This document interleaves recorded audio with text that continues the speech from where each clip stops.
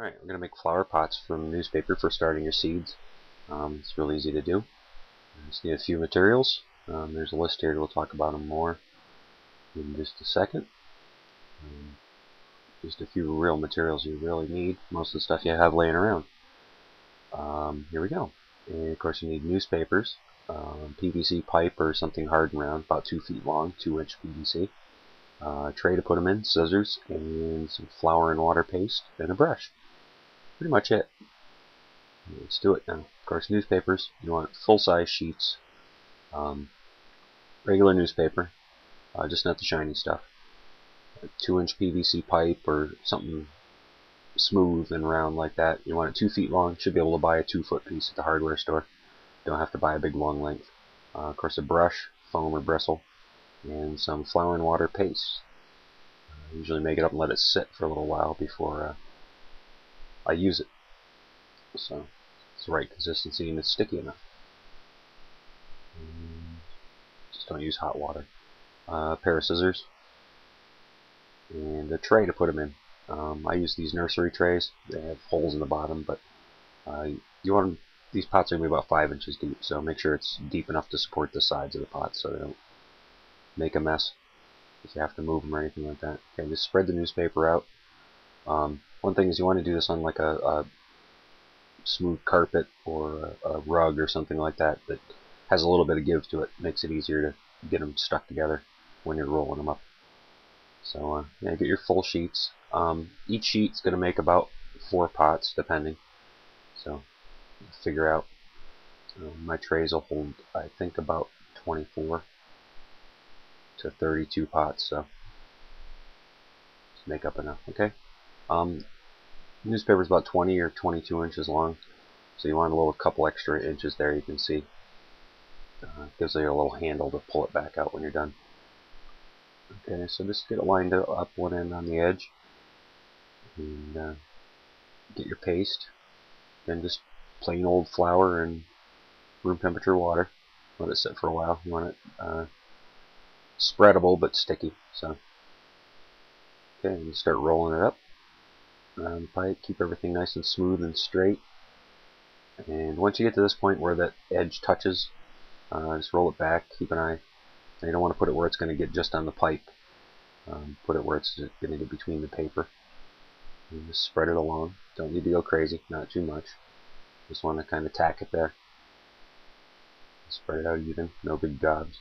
You don't need much. This stuff hardens up. Now just roll it in and apply nice even pressure. Kind of just rock it back and forth. You're sealing that edge in. I'll show you why later. And then just roll it up the rest of the way. You can check your edge. Make sure you're going straight. And once you get close to the end, just spread some more paste on the edge of the newspaper. And don't get it on the rug unless you want to clean. Just keep spreading it out, and once you get it all evenly spread across the paper, you want to roll it up nice and slow and smooth, and yeah, just kind of smooth it out, roll it over.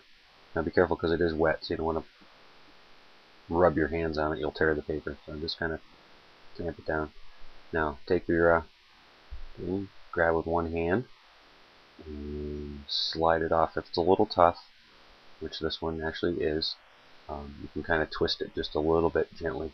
Twist the pipe and pull it off. And what you'll end up with is a tube of newspaper, just a little over 2 inches in diameter. And you'll want to set these aside somewhere to dry for a few hours, or overnight. It's even better. Okay, now when your paper's all dry, this is one I made earlier, and I'll show you why you put the paste on the first rotation. And see that how that all curled up inside there? You don't want that. You want an actual cylinder. You don't want curled up edges on the inside. So it makes things a pain. Now I took my pipe and 22 inches, just divided it by 4. So I ended up with a little over 5 inches, 5 1/4 inches or whatever, and marked it with a marker just so I have an idea.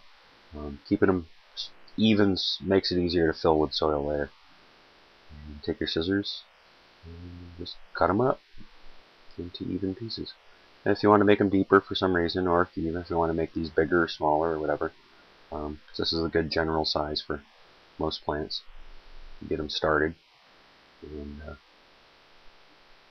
to at least a size where they can be put out to the garden safely. So you get them into 4 even pieces. And you just cut them up. Of course, they will flatten out a little bit, and you end up with your pieces.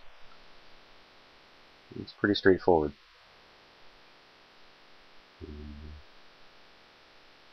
Okay, so now we're going to take our tray here. Again, I use these nursery trays. You could use anything as long as it's got some drainage holes in the bottom, so when you water your plants they drain out, and tall enough to support the pots.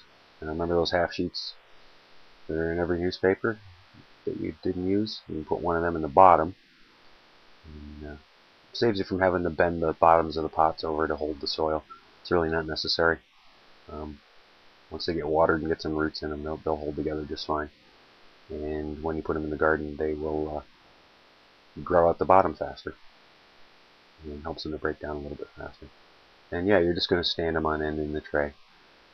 And we'll have another video later about filling them with soil and actually putting seeds in them.